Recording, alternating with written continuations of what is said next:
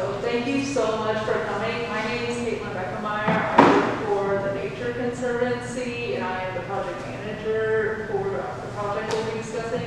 This is Jesse. He also works for the Nature Conservancy and is our co-project manager.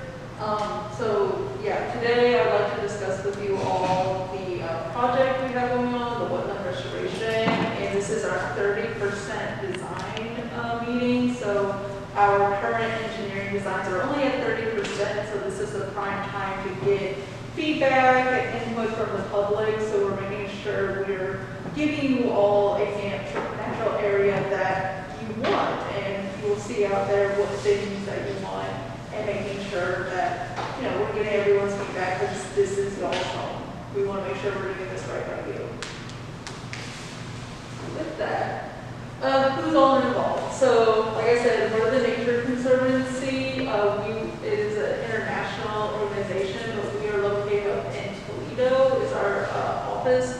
And our primary area of work is the Western Lake Erie Basin. Our team is called the Natural Infrastructure Team, and our only focus is on water quality in the Western Lake Erie Basin and for Lake Erie. So that's why we're here to do wetland restoration. We are working with Davey. They're running a little bit late, but they'll get in here soon. Christina, she is our lead consultant. She works with the engineers and the construction firm. So she'll be able to answer if you have any real technical questions about like the engineering and construction and stuff like that. We got this project started because of Anna at the Paulding County, so thank you so much. Came to us with the want of, making this place better. As you can see, like current conditions, a lot of invasives, not much interaction between the creek and these old sugar beet farm ponds. So that was really our goal. It's like, okay, how can we make this place more natural again? Working with the Paulding County commissioners on this as well. They have been informed and have been a help along the way with this. This project is funded 100% by grants. So this isn't paid for by the soil water budget or the county's budget. We got this paid for 100% by grants. And we got 2 grants, one from H2 Ohio, which I'm sure a lot of you have heard of. It's a great program. It has funded many projects like this that are making a real difference here in the Western Lake Erie Basin. And then also the Great Lakes Restoration Fund. That is an EPA fund, so we have a federal grant and a state grant. So with having grant funding, that gets some caveats of what we can do. So we do have limitations on what we can spend this money on. So unfortunately, we can't construct any boardwalks, any new trails, stuff like that. It will be all based for nature restoration dollars. So if you were like, oh, I really want to see a boardwalk, but unfortunately with these fundings, we can't do that. We used to be living in the Great Black Swamp, but unfortunately, no longer with us. And today it only remains about 8,000 acres of this, so we've lost a lot of those ecosystem functions that come with wetlands and floodplains.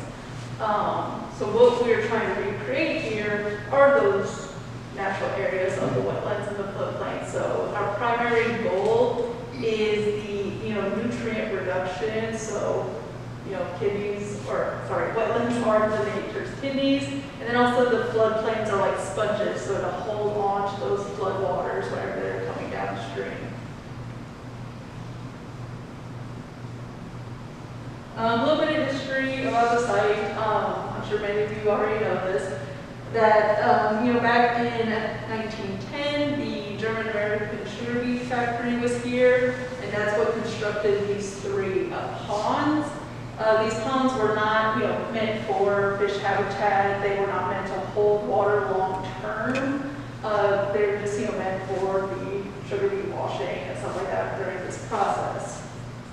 Well, when the sugar beet factory went out of business, the state came in and turned it into the wildlife refuge park.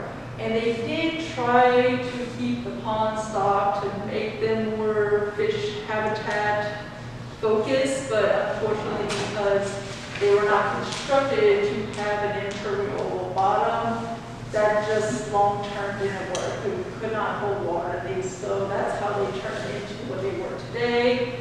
The state eventually gave the property over to Paulding County, and then soil and water has been maintaining it since. So, on to why we're all here, the actual project. So, we are trying to, help Flat Rock Creek. Unfortunately, Flat Rock Creek is not healthy, nor is it functioning the way it should be. At this point in the creek, it drains over 110,000 acres. So you have all that water from all those acres coming into right here where Flat Rock Creek is. So our goal is to try to grab some of that flood water, especially when it comes up, so you can have the wetland and the plants and everything, absorb those nutrients and hopefully help the sediment settle out before it continues downstream. And also hold on to some of that flood water during flooding events. So how are we going to do this? We're going to do a lot of invasive plant management. I'm sure many of you have walked around. There is quite a bit of it out there, so that is one of the big goals of this, is to bring back native plant communities, a very diverse and robust community, to help not only with the water quality, but also giving wildlife habitat. So for your pollinators, your birds, your squirrels, and other critters like that. By reconnecting the floodplain wetlands, like I said, it'll allow for the nutrients to be absorbed before flowing back into Flat Rock Creek. And here you can see our estimates of how many pounds of nitrogen or phosphorus we believe will be able to be removed. This is based on a USGS Sparrow model, but I won't bore you all by going into how the model comes up with these numbers. But the range is based on pretty much like low end are really dry years where there's not a lot of flooding, there's not a lot of rain or runoff, to those really, really wet years. So that's why there's kind of a bigger range. So with this, Davey's, like I said, they are our consultants. They will be out here, and they are currently out here working. Right now we are at our design phase, and with that we have done a lot of site assessments to inform what we would like to do. They were out here all winter into the spring doing wetland delineations, headwater habitat evaluations, qualitative habitat evaluations, a lot of invasive plant mapping, and a quality assurance protection plan, which is required by the EPA to ensure that we are doing good and not doing more harm than good. So with all this, in the future, we do hope to be starting construction here this fall, weather permitting. This is always kind of a moving target with construction. So going into what we have found with this site assessments, this is the invasive plant management map. Whenever Christina gets here, our consultant, she will actually have some a handout with these slides so you can see more in detail what we're saying. I'm sure it's a little difficult to see on the screen. But all these blue and green polygons are where the invasive plants are and where they will be going to treat. So some of the primary species we're treating is the reed canary grass, common teasel, honeysuckle, autumn olive, multiple rose, and wild privet. They will be out this week into the end of the month working. So you see people out here with backpack sprayers and hand saws and stuff like that. That's what they're doing. Also with the invasive plant management, we'll be doing this for 3 years. So this is our first year of pre-construction management, and then we'll be doing 2 years of post-construction management. to really help the native community come up and have a fighting chance without all these invasives choking them out. So we're really hoping to do a really nice reset of the area. Existing conditions, I'm sure you've all seen that. Majority of it, especially the brushy invasives, really do kind of choke out some of these areas. So now I'm getting into more of the engineering plans. Again, whenever Christine gets here, she'll have a nice handout for you all to take home. So I'll try my best to describe what's going on here. So this is the current conditions of the Nature Center. So we have to start with that before we can continue building onto it. So, oh yes, thank you. So yeah, so you can see we are here in this building, and then this is that first pond. This is the other pond that's closer to the fairgrounds, and then the next slide will go down south, closer to the creek. But again, this is our current conditions. And in this one, you can see how we have like wetland B identified, other wetlands. So those are what have already been identified as wetland areas, so we know where we can do enhancement versus like wetland creation and stuff like that. Again, a lot of what's on this is required by a permit, so it might be more to do with your regulator. Yep, so this is that other pond with the little wooden outlook, and then the creek itself. The Lowhead Dam will not be touched in this project. We know that the reservoir needs it, so that will not be changing in any way. So on to the proposed design. So again, back at the top of this first little pond here, the green polygon with the little plant symbols, that is designating where wetland enhancement work will be happening, versus this blue with the crosses, that's where floodplain enhancement is happening. And like the difference with that is like the type of plants we'll be putting in. So the wetlands will be more herbaceous heavy with some shrubs and trees, versus the floodplain will be a lot more trees and shrubs planted. Also with this project, we'll be creating an outdoor classroom area, and we decided down here closer to the pavilion is the more ideal spot. So we'll be doing that, and again, with the feedback, what you would like to see with that, if you think that's a good idea, all this stuff, like please give us all your input. We also identified a couple of fill areas, that's where these little hash marks are. A couple of them have X's on them because we already decided we're not putting fill there. There's already good native plant communities. We do not want to mess with that, so those are X'd out of the plans. These red lines are how, with the restoration, how we predict water to be interacting with the site. So down here is Flat Rock Creek, so we anticipated to be interacting by going up during floodwaters.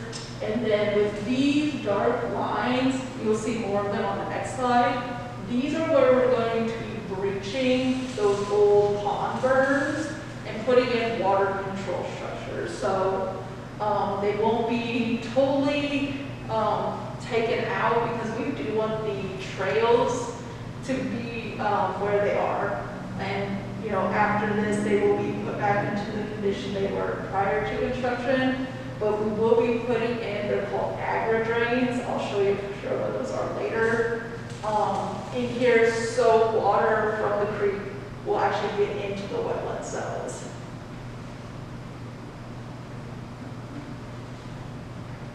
Yep.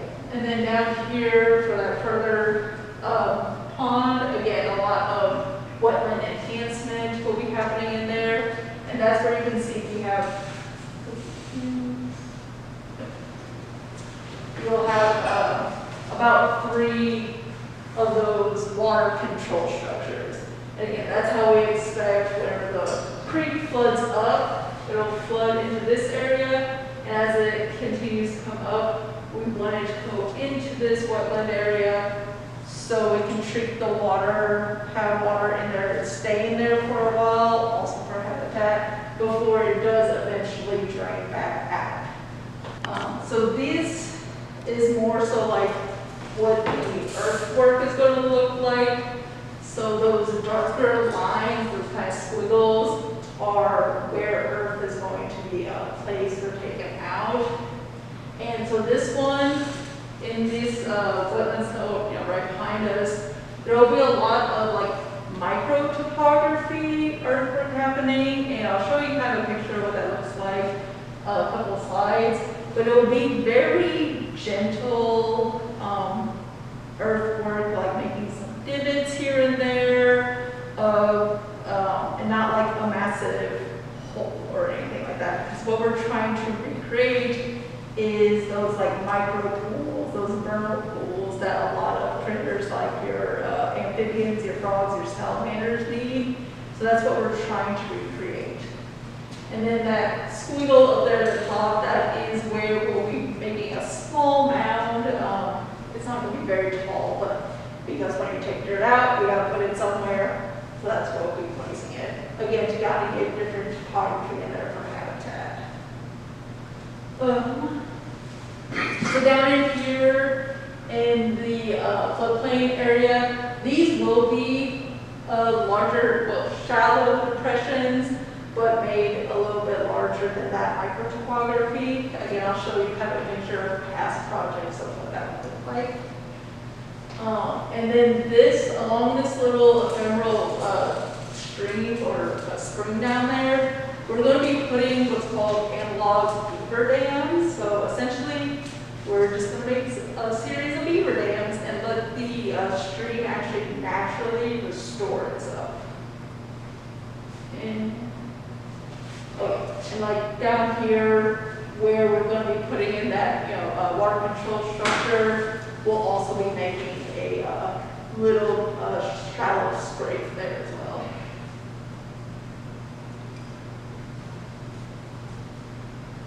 Okay. Yeah, and down in that pond, again, a lot of that topography, again, it will not affect the little outlook that's already there. We won't be messing with that. But then out here, closer to the creek, we'll be doing some other earthwork so we can create those shallow depressions to hold on to some water. Oh, and here is what I'm talking about when I say that microtopography. So like during construction, it's going to look like a mess. They're just going to be out there making divots at random. But then you can see kind of these deeper, shallow scrapes that hold water in a more, polygon fashion than these little divots that eventually the idea is the vegetation will grow up so much that you don't really see them because a lot of these critters need that cool, shaded water that these, bigger scrapes don't provide when we're in the sun. And then the analog, or the beaver dam analogs, this is kind of a nice infographic of what they'll do. So we'll put them in. It's pretty simple. Across the stream, they'll drive in stakes, and then in between those stakes, they'll weave in just woody debris we find on site. So again, recreate what a beaver dam would look like. Then over time, the stream will actually restore itself, and it'll help the water table come up. So again, like filtering out all that nutrients and stuff before it gets into the water table and before it gets into Black Rock Creek.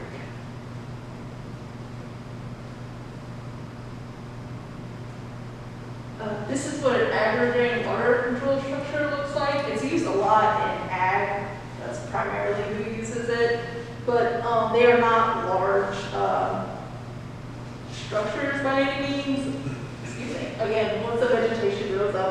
they actually become kind of hard to see, but it's a pretty simple design. We have these boards right here that you just stack them up however high you want the water to be, or how high you want the floodwaters to be before it comes in, and that's how you control the height of the water. So it'll make it easier for the soil water district as well long term, because if they need to get in there, do some mowing, do some maintenance, they can just pull all those boards and the water will drain out in a couple of days, so they can actually get in there and work.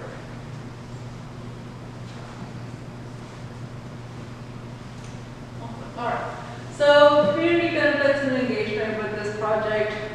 Again, the primary goal is that water quality benefit, but also we'll get a lot of benefits for diverse wildlife habitats, improved nature area for the community, and then also the educational space for everybody to use.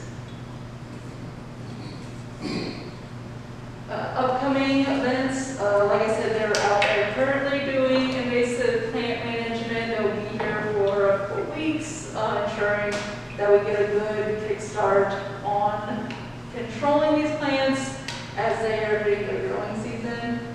We will be holding 2 more public meetings, so once we get everyone's feedback, we'll take this to our engineers, incorporate as much as possible in the next plans, and then so we'll hold another meeting at the 60%.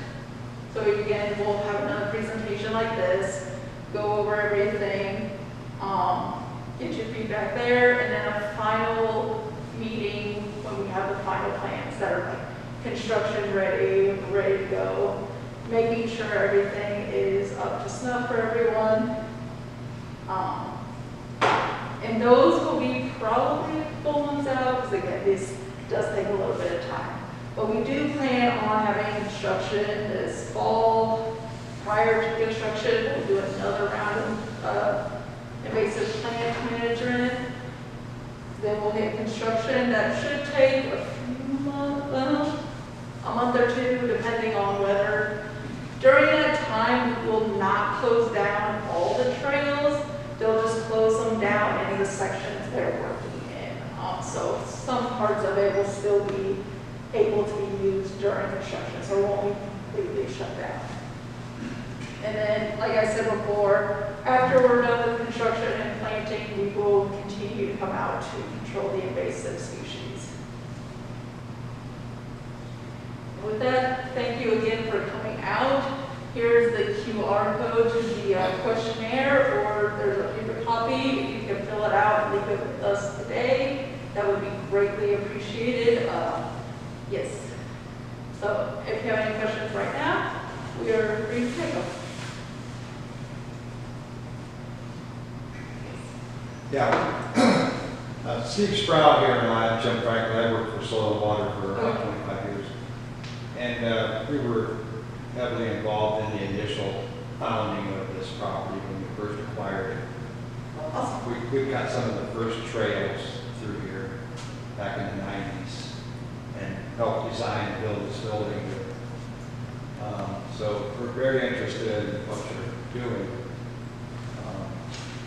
I have a question about the agencies, state and local. Have they already approved of your design plans and so forth? Because I know there's a lot of restrictions on what we can do in existing wetlands. Yes. And also, so whether it's state and local.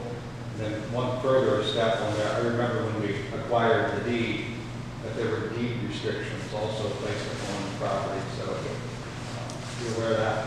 Yeah, so the deed restrictions we went through before we even went for the grants to make sure we were able to do this project. The permits, we will start going for our permits at the 60% design, but Davey's and us having a lot of experience in this, we kind of know what is and isn't going to be allowed. So thus far, everything would be permit ready, but no, we have not acquired the permits yet. We will be. Part of that quality assurance protection plan that the EPA requires us to have, we already have that in place because that requires us to do the wetland delineation occasion and talk about what type of earthwork we'll be doing, what techniques we'll be using for invasive control, to make sure that they approve that, yes, these techniques, the equipment you're using, all that stuff is sound. Army Corps of Engineers, Yes, we will be going for those. USEPA, they all have very strict Yes. rules on what you can do with heavy equipment, where you can do it at, Yep. and so forth. So, yeah, I just want to make sure you're aware of all those possible stumbling blocks. Yeah. We had to deal with them a lot. Yes. You can really make your plans Change a lot, yes. a real headache sometimes. Yes, we definitely have a lot of experience with that, which is also why we wanted to have this public meeting before we went for those permits. So we can get everyone's feedback, incorporate them as we can before we go for permits, and then be like, oh, wait, that, we actually can't do that, so.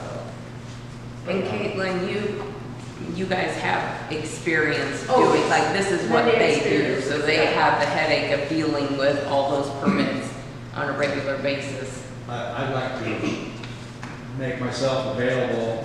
Okay. I have a pretty deep background on this, and Steve does too.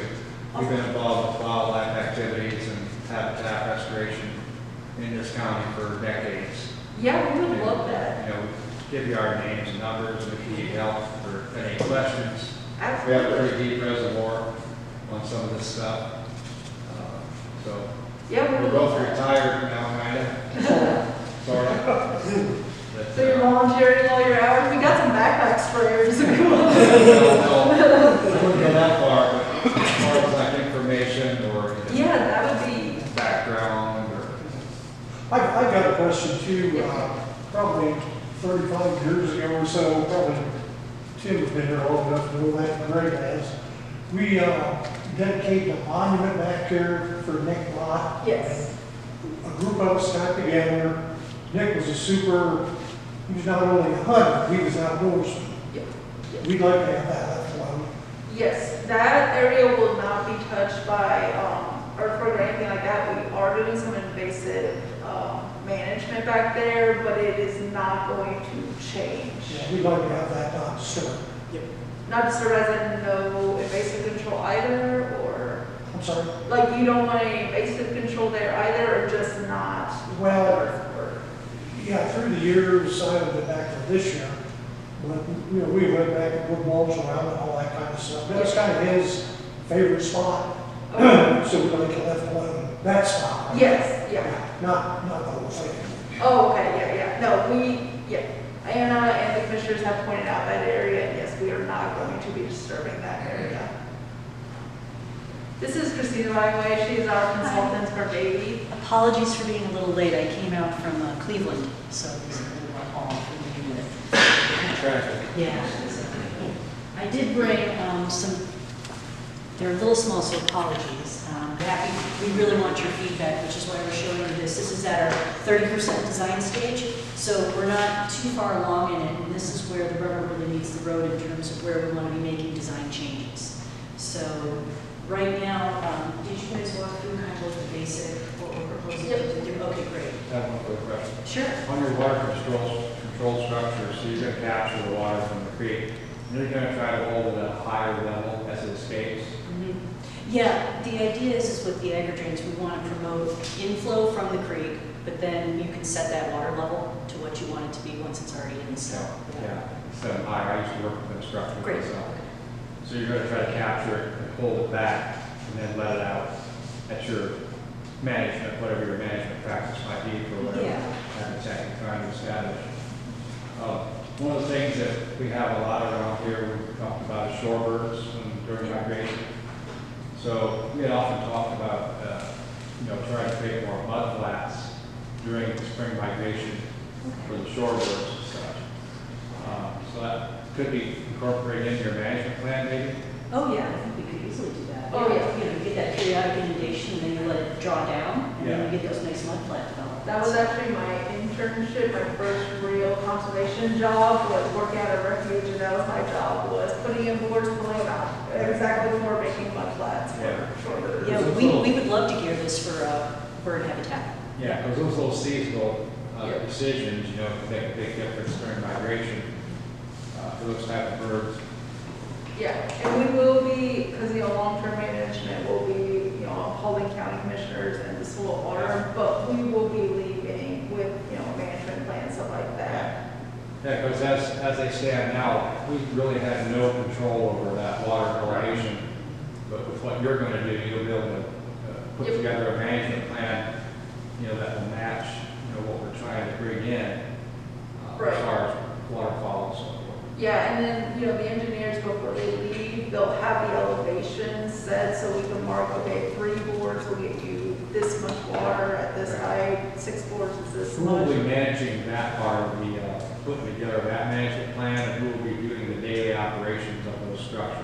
So TNC will work on putting together a management plan to deliver to the soil and water. Unfortunately, after the 2 years of invasive control, the grants will be done, so therefore we will be done. So it will go back to the soil and water. So the water will be doing the day-to-day management, yeah. But we will, yes, we'll make a plan to show like, okay, here's where the control structures are, here's how they work, here's how you manage for different Have something to scenarios. follow that, Yeah. Which is a good thing, because we get a lot of turnover, and those of us that have been there for 5 years, this is my second act, if you will say, so like managing wetlands is not my area of expertise, so I need, the experts' help, so. Sounds like you need a couple, they need a couple of retired fellows. Which, we're happy to share, because again, this is meant for the communities, going on community input, so if while we're drafting these up after construction, we'd be happy to get your input on them. That might work out. That's one of the things that we've been concerned about over the past 10 years is the high rate of turnover at Soil and Water Department. Where our staff, we were there for 25 years, so we had a long institutional memory and working Yep. with this place. And that's one of the things that always concerned me is that staff turnover, it takes some continuation of knowledge, Yep. to turn things over. And so. And to really understand each parcel, like how they work and something like that. Yeah, Right. totally understand that. Right. So, we're willing to help how we can, and, Yeah, we really appreciate that. We really. I know I'm probably telling my age, but Steve and I grew up together, and I've got pictures of myself with friends, and when they opened this in 1961, the spring was finished. So I've seen it come and go, I've seen changes, I've seen it grow from what it was with the sugar beet up to what it is now. And it's greatly improved, and I really like to see what everybody's done to it. I walk out there all the time, almost daily, and winter, summer, I'm out there. But I wondered, you're talking about the floodplain and everything, and I don't know whether it would help the flooding or anything, but you had the picture of the dam down there. And it looks great in that picture, but has anybody gone below the dam to see the log jams that are blocking the current? Yeah. There's 3 They're crazy between the the last dams. 2 years. So downstream of the dam? Really, Yeah. bridge, there's 3 big log jams. Now there's a tree caught on the dam. Yeah. And Yeah, it's almost to the point packed up downstream to the point dynamite might be a valid option for clearing it. I'm not joking. If you've seen those kind of dams before, We already Haven't tried had to do it that. myself, Doesn't but work. definitely heard of it. I'm serious. We actually We used to tried start that. uptown and fish from town to the dam, to fish clear back. You can't do that anymore. It's just, the creek is filled in so much, and it's got sandbars that are built up along the walls. And I just wondered, of course, it's that way too, there's log jams up there. Right. But is there any chance of anything being done to that so the creek could at least flow better? I know. You just ended up with the one down the line. I live just outside of town. Okay. Got an acre pasture. My wife and 74 horses. She never ever remembers the pasture flooding. That was before the ash borer. So as the ash borer comes and starts dropping all these trees, and then you get all the flooding right across from the high school, that low leg, swampy area, everything builds up. So you're going to see tigers, you're going to see kids toys and such. There's like So, propane tanks and I ran couches into- that back there. Yeah, I ran into one when my wife and I took over the property, just as big as this. I got some pictures, and I did not reach out to anybody. I took it upon myself to go in there with a chainsaw and start cutting. And had some help, some friends that had some heavier equipment, not heavy, but big enough. Come in, cut a path. We started hauling and cut up logs up onto my property. So technically, we were working these on my property, not down in a creek point. So we worked on this. Now the pasture does not flood like it used to. It takes a lot of rain to flood the pasture, but now I go back to the woods, I walk the trail, and I go 100 yards or so where it bends. There's another one. So that asphalt just keeps going and going and going. When you say taking dynamite, yeah, that's a great idea. We would take dynamite to No, I was just using it, I was over exaggerating for the removal process. But I agree with what Greg is saying. I mean, it's dam after dam after dam after dam. And it's behind the fairgrounds, It's it's tough. back there, right behind the horse barn, there's one that's been there for years. I've been watching it, it's 200-300 foot long, it's a length, I can stand down in the creek flow, it's as tall as me, which doesn't have to be too tall, but, it's catching logs, trees are falling between other trees, and now this flooding, I've noticed that one just below the dam, it's building up with more stuff, and past the railroad bridge is the same thing, that would help a little bit, at least the creek would flow, and maybe clean itself out.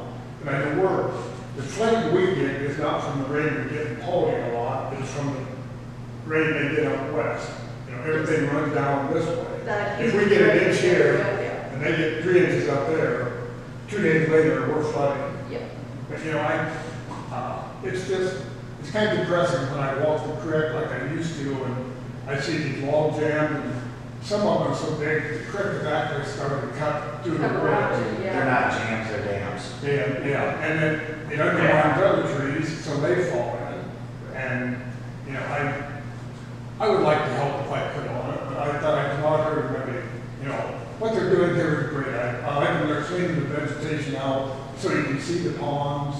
And I was wondering about the cattails too, on, where am I there? On this pond there by the bridge. That deck they built is nice, but the cattails have spread almost completely in front of it. Last year I come out, and you had to stand up to see over them. They're nice, but they're kind of invasive too, they just spread like crazy. And if they build them decks, you can't see nothing because of that. And what they're doing is nice. You can drive by the pond, you can actually see it now. And I've talked to them people who are doing it quite a bit when they were out here. And they said they're going to keep on doing it. Some other company's going to come in the spring, maybe clean that up, grind it up, and get it all there. So I can speak to that. So our subcontractor is a company called IPC, Invasive Pest Control, essentially, plant control, invasive plant control. And they already went in February and went and cut down all the invasive fungus level that they could find along the trails and things like that, real thick growth. And then, cut that down and chop that up. They're actually coming out today, I think they mobilized today, to do more cleanup of that. And then go through and hit some of the forbs through here, like the phragmites and the cattail and things like that. Take a look at the reed canary grass issue that's happening down in the floodplain by the creek. And they're going to be doing a treatment for, I think, about the next week and a half, 2 weeks, if weather gets in the way, which, judging by the weather outside, I think it might. And then they're also going to come back in the fall to do another treatment to see what they've missed again and see. And then they're also on the hook for 2 more treatments, 1 per year for the next 2 years after construction completion. So we're getting a lot of good invasive control treatments out there, and we're hoping that'll really knock it back. But that pond right here by the, Like in this cell right here? figure out where We're talking about this pond over here. That one down there? Yeah. Oh, that's part of our treatment. Yes. Yeah, Okay. and, last year you could hardly see over. I walked Yeah. that step and From the dock, you mean? dock, yeah, you had to stand up on the thing. I mean, I'm sure anyway, so it takes me hard to see, but I like to know, there's a couple big snapping turtles I watch. They got some towards the end of the summer. Yeah, I I couldn't to put see some it. stuff in your Right. basket. Oh, yeah, there's some Yeah, pretty so you can see here that that area is Yeah. part of that basically. That's on our hit list. Yeah, okay. Now to the log jam question, you can kind of see it a little bit. Our project footprint area is just for the nature center.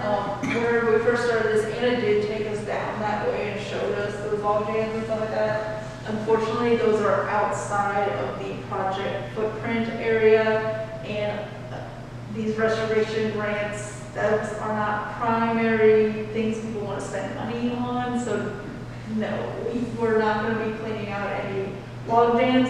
We can note it for further management ideas, so like in our management plan, that will be included on like, okay, other things that can be done. We will definitely note that, but for this project, we are not taking out any log jams. You do know that the property goes on the other side of the creek. Is that that yellow line there? Yes. And you're not doing anything over there in that No, area? we're not. Getting back to that one thing about the bulb jams, what we call dams, like, and there's something you couldn't hardly cut out or burn out because it's a water wall. Right. And but years ago, there was one past the railroad bridge. It was huge. I mean, it was hot, probably 8, 9, 10 foot high, just jammed up. I snuck out there a couple times and tried to burn it.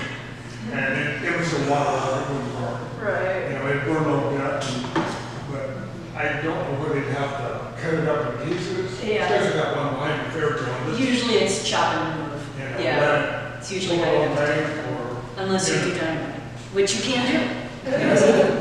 and there's so many trees that along the creek that are hanging, you know, there's a point where they're gonna wash out and fall over in the creek. One, I don't know whether anybody's seen, one did last year. Yeah, that's the one that's tucked, not the new one that came down, but the one that's tucked in towards the back Yeah. by that concrete abatement. That's where that came from, was the one that went down. Yeah, that one went over the dam earlier this Yeah. year. And that second one I'm talking about now, it's a tree with 3 trunks, and it's going over the dam, and the trunks are jammed between a tree below the dam. And the roots are laying right on the dam, where, you know, where they've got the bench to sit. It's not gonna move by itself, you know. And you know, maybe the old jams, and of course we're dependent too on the Old Ways River.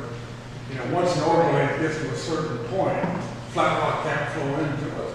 Yes. You know, it raises above flat rock where it enters it, and right there it stops it, so we get flooding. So flooding is kind of like the wind. You can build a big wall, but the wind's still gonna blow. Yeah. And I would like to see it, because, you know, if the creek could be cleaned a little bit, maybe it would flow. But in the summer, I realize, once it gets hot, there's not much water flowing over the dam. It kind of comes to a standstill. Right. But, you know, it's just so much different than it was when a friend and I used to fish it back in the 60s. And it was clear, you know, things change. I mean, trees die, trees fall. But, and a lot of people like to walk the creek too. You see trails where people walk. It's kind of a shame. We've got such a nice walking area here, it's a nice trail. Mike and his students have done a lot. Girl Dasher does a lot of clearing. People keep them nice. And you get to the dam, and you kind of look down there and you go, wow, that's not, you know, that's part of the nature center to a point. And it'd be nice if you could walk and see a creek where, you know, the water is not being dammed up or flowing into the woods. You know, but a flood is a flood. It's gonna happen. And I thought, well, I want to come out with this. I'm interested in this area because I grew up in it. I just want to get my input on a couple things and, you know, the way, what I like to see when I come out here. But, you know, there's, like I say, people could say, there's very few days they don't see me out here walking around or just going up on the deck. You got a chainsaw. Huh? You got a chainsaw. Yeah, the chainsaw. Chainsaw. Yeah, it's big enough for someone. But, Yeah, I mean, that could definitely be a future project. Stream restoration is also something we do. Davey does as I well. am definitely in the business of removing problematic dams. I personally enjoy doing that very, very much. However, in this particular case, did you guys talk about the flowage easement? The low bed dam. For the low bed dam? Yeah. Okay, yeah, so Can't touch that. can't touch that. And I know you're limited on what you're Yeah. gonna do here. You know, maybe I'm talking to the wrong people, but I just kind of want to pass along, you know, anybody here that's been down the creek, has seen those, what it's like. No, we can, like I said, that management plan will have like next steps or other projects that will benefit. We can definitely add that and consent it. to If the anything, it at commission. least starts the conversation. Yeah, absolutely. Yeah. Yes. I've actually had a long dream about, you said you can't touch the dam. I think we should put a turbine in it and generate power. You know, Oh. power the building. That'd be awesome. Yeah, talk to the guys across the creek, we can't do that, but yeah, that would be cool. I don't know how Corey would feel about that. I don't know Poke if them anybody around. here, Yeah. anybody here remembers, in 1968, the dam washed out on the north side because of flooding. And the creek, we could see its natural floodplain, that area where the cat was at, that was all dry. You could see the creek, how it used to be before they dammed it. It was kind of interesting. Yeah. We used to call them islands there down where the cattail and boat launching area is. The creek would ended right there and came on that curve. But then they repaired that, and you know, all that concrete stuff and down by the dam. Yeah. And, you know, that, you can see the old, creek bed, I guess you call it, the way it flowed originally. So, I've been here forever. I grew up in this creek, this place. We'll write down everything you remember and we'll try our Yeah, best. I mean, honestly, yeah, that kind of institutional knowledge is so helpful. Truly. I told people I know myself, and I'd be, everybody here would be younger, I was fishing here when people were even born then.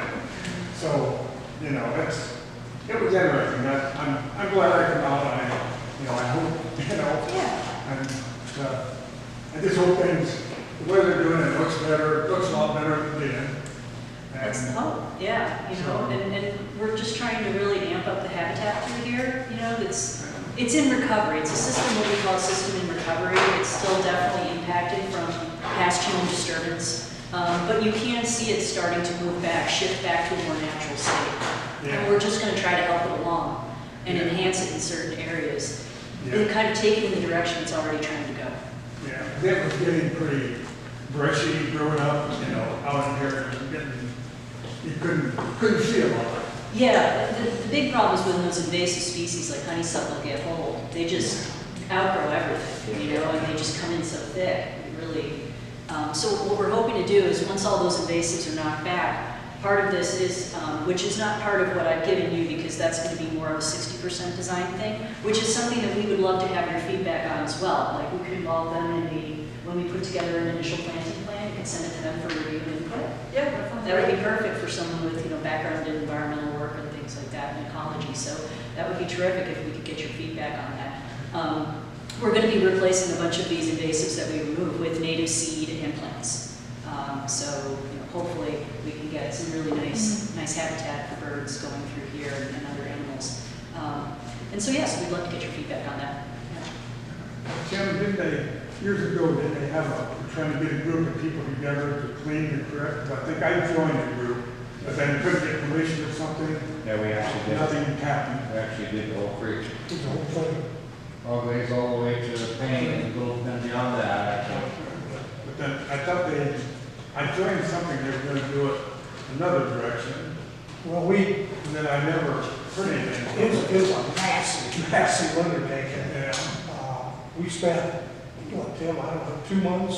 Well, I spent 2 months battling the Army Corps of Engineers. Yeah, we had. Only 2 months, that's pretty good. We can discuss Flat Rock Creek for the rest of our lives, but, the Flat Rock Creek was not designed to drain this, cleaning in 15 minutes. Accelerated runoff from the ponds. Just, all the tiling, the roads, it can't handle it. It can't handle it. You drive past Boppa's, Howell, or Howell, where do you think all that tile's at? Yeah. It's right here. Well, the bigger question is what was, when you pull up your sign for the Great Black Swamp, what do you think that was before the glacier came through? Seabed, the inland sea. The glacier came through and took off all that strata, and you're left with that. You're not gonna have great drainage, it's gonna move. I mean, look at the soil content. I mean, you go out here, grab a mason jar, take a scoop of soil out of the yard, add water, shake it up, let it settle, and look at your layers on what's clay, what's silt, and it gives you an idea what you're trying to work with. If you're gonna try and shift stuff around for the creek, you're not working with the best building material to begin with. And their grade is so flat, it's a 0.05% grade on the entire creek, so it's almost flat. Yeah, And if you've ever done any plumbing, you know that One of that the is biggest things about that whole map is the way the St. Joe River flows from the northeast, and the St. Mary's River flows from the southwest. They come together at Fort Wayne, and they turn around and go the other direction. So they're going down this way, and they turn around and flow back to Toledo. Part of that, like with all the extra water coming in that the creek is not meant to take, that's why we're trying to recreate and restore this floodplain. So when that water comes up, it absorbs it like a sponge and holds onto it. Actually, the solution to our flooding, Greg, is to go over into Indiana, into the glacial tilt, Yeah. where it's more rolling, and put water control structures across the upper part of the watershed, and all the feeder streams that come into Flat Rock, and hold the water up there and let it trickle out slowly, instead of just having it run off the glacial till, which up there is 10% or 0.1% or greater. And that comes down out of that area real fast into Paulding County where it gets 5% and then flows real slow. Right. So if you really wanted a solution to it, to stop the water up there and hold it back, temporarily. And create some good wetlands at the same time. Wetlands are kind of nature's water control There's a structures. lot of little Yeah. valleys up there. They could put low head dams in, and slow it down. How many years ago did Allen County over there, they actually channelized their section of the Flat Rock, so they straightened it and That just Yeah, makes it that was harder. better. sort of that much faster, so it's, Makes it someone else's problem. Parts of that was faster. done, parts of that channelization right there on the state line was done back in the 50s, actually, in the 60s. The rest of the watershed where it's, fans out, upper headwaters, they didn't ever really straighten them, they just kind of cleaned them out and stuff. That's another story altogether. We had the Ohio-Indiana Flat Rock Wars. It's almost like the North versus the South. Yeah, we were even in court, and the Army Corps of Engineers, we lost that battle. Unbelievable. Real quick, the county engineer out there in Indiana hired his own wetland consultant because he got stopped because of the wetland considerations. Huge cottonwood. And then the Army Corps of Engineers brought their wetland consultants in. They went into court, and the engineers consultant won the case. He said, okay, go ahead. Right back to work.